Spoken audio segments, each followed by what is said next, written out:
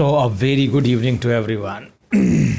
मैं प्रेम पर ही चर्चा करूंगा क्योंकि मुझे लगता है कि अपनी प्रियतम तक पहुंचने का एकमात्र यही मार्ग है। मैं यहाँ बैठा हूँ शरीर के अंदर और कितना लिमिटेड हो गया हूँ मैं तुम्हें बता नहीं सकता। मैं कितना अकेला महसूस करता हूँ इस शरीर के अंदर और कितना बंधा हुआ और गुलाम हूँ मैं इस शरीर का और इस दिमाग का। मैं क्या करूं तुमसे बताऊं। मुझे सिर्फ प्रेम ही एकमात्र रास्ता ऐसा दिखाई दे रहा है जो मुझे इससे निजात दिला सके, इस शरीर से। और यही एकमात्र ऐसा जरिया भी है जिससे उस तक पहुंचा जा सकता है, वो है प्रेम। क्योंकि मेरी प्रेमिका तो चली गई दूर और मैं यहाँ बैठा हूँ। प्रेमिका तक पहुँचने का जो मार्ग है वो संकरा है और मैं ढूंढ नहीं पा रहा हूँ, दिखाई नहीं दे रहा है। और मैं सोचता हूँ कि प्रेम ही एकमात्र जरिया है जो मुझे वहाँ तक पहुँचा सकता है। मैं तुमसे इसलिए कहता हूँ क्योंकि मैंने इसे अनुभव किया है। और सुन लो मेरी बात ध्यान से कि केवल प्रेम ही वो मार्ग है जिस पर चल के तुम उस परमेश्वर की प्राप्ति या अपने प्रीतम की प्राप्ति कर सकते हो। द पैराबल ऑफ द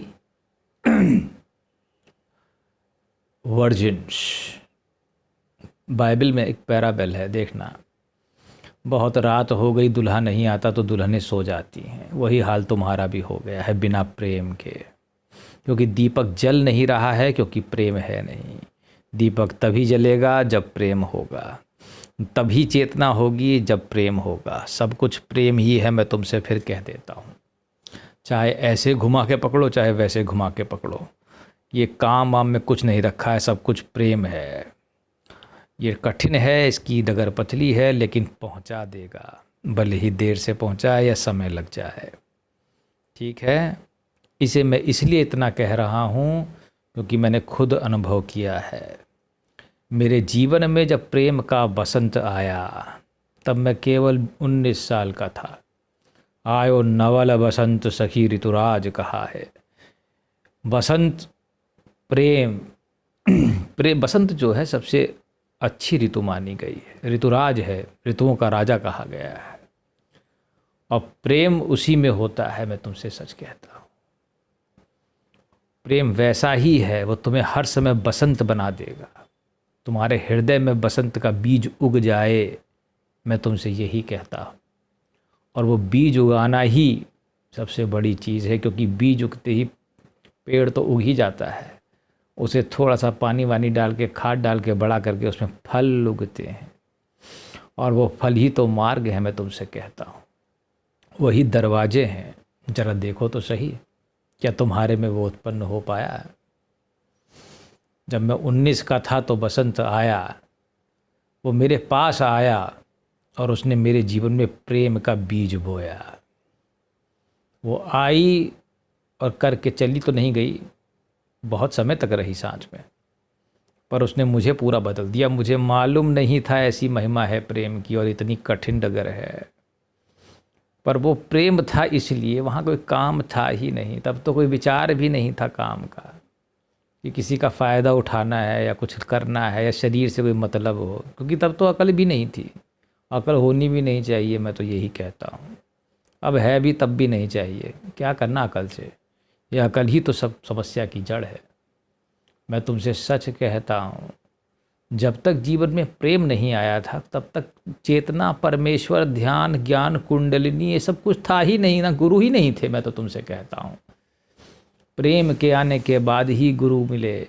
प्रेम के जीवन में आने के बाद ही चेतना का विस्तार हुआ। सबसे पहली बात मैं बता दे रहा हूँ, चेतना विस्तार, गुरु, कुंडलिनी, चक्र, चाहे जो कुछ है, इसका निर्माण ही प्रेम से होता है। इसलिए मैं तुमसे कहता हूँ, प्रेम कर डालो। पर देता नहीं है, जालिम है प्रेमी। वास्तव में तुम मानो न मानो, ये सब उसी का देन है। क्या ध्यान, क्या ज्ञान, क्या योगी, क्या फलाना योग, क्या डिमकाना योग, क्या पता नहीं कौन सी मेडिटेशन कर रहे हो, कोई कुछ काम का नहीं। सिर्फ प्रेम ही सब कुछ है। मेरी बात लिख लो। और कुछ है ही नहीं अगर चेतना को बढ़ाना है। ये उठा के तुमको फेंक देता है, धुतकार दे अगर तुम्हारी प्रेमिका तुमको, तो भी चिंता मत करो, क्योंकि वो डिटैचमेंट ही तुम्हें सिखा रही है। वो सच्ची प्रेमिका है, हृदय में प्रेम रखेगी पर बाहर से थोड़ा कठोर रहेगी। तकलीफ़ उसको भी उतनी ही होती है, लेकिन तुम्हें तो डिटैच कर रही है ना वो, क्योंकि प्रेम ही तो सबसे अधिक डिटैचमेंट सिखाता है और सारी कला यही है, हर चीज़ से डिटैचमेंट कर देता है। तुम उस प्रेमिका के रस में डूब रहे हो, उस प्रेमी के रस में डूब रहे हो तुम, और संसार भूल रहे हो तुम। यही तो है प्रेम।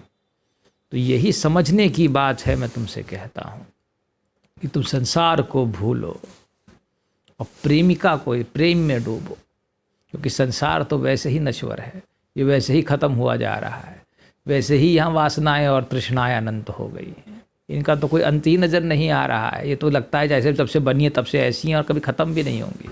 अरे पर तुम क्यों ख़त्म हो रहे हो बुद्धिमान मनुष्य? मैं तुमसे कहता हूँ, इससे निकलने का रास्ता ही मार्ग है, प्रेम मार्ग। और करके देखो, जीवन में बसंत आ जाएगा। ये ध्यान, ज्ञान, जितने भी योग हैं, कर्म, भक्ति, ये सब आ जाएंगे, सब बहने लगेंगे तुम्हारे पास, गुरु सब चले आएंगे। मैं बता रहा हूँ तुमको, खुद का अनुभव है मेरा। मुझे तो कुछ ABCD भी नहीं मालूम था, कुंडलिनी नाम का कोई शब्द होता है, या मुझे ये भी नहीं मालूम था कि गुरु होते हैं, या ध्यान योग भी कुछ है, या ऐसा करो वैसा करो। मैं तो कुछ करता ही नहीं था, हनुमान चालीसा पढ़े, थोड़ी बहुत पाठ पढ़े बस। लेकिन प्रेम के आगमन से सब बदल जाता है, क्योंकि चेतनाएं आती हैं, गुरु आते हैं और सब जलने लगता है, रास्ते दिखने लगेंगे। मैं तुमसे कहता हूँ, जीवन खूबसूरत हो जाएगा और तुम कल्पना भी नहीं कर पाओगे कि ऐसा हो सकता था जीवन में। गजब है, मैं तुमसे कहता हूँ, ये प्रेम कर डालो बस, और बसंत लो, हृदय में भरो और देखो तुम आनंद। तुम देखते रह जाओगे इसका चमत्कार। मिरेकल्स ऑफ लव ऐसा चमत्कार है कि तुम कल्पना ही नहीं कर सकते मेरे बच्चे। ये उठा के तुम्हें पूरा ट्रांसफॉर्म कर देगा, शरीर से आत्मा में पलट जाओगे, बदल जाओगे, दिखाई देने लगेगा, सुनाई देने लगेगा। अहो आनंद, इस प्रेम की महिमा का मैं और क्या तुमसे बखान करूं।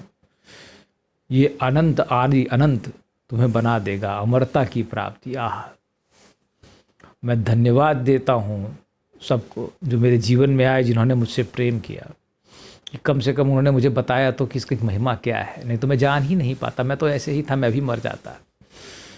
पर वो तो अमर बनाने वाली विद्या है भाई। प्रेम ही है जो अमरता प्राप्त करती। इसलिए लाओ, वसंत लाओ, ठीक है, और प्रेम करो। धन्यवाद।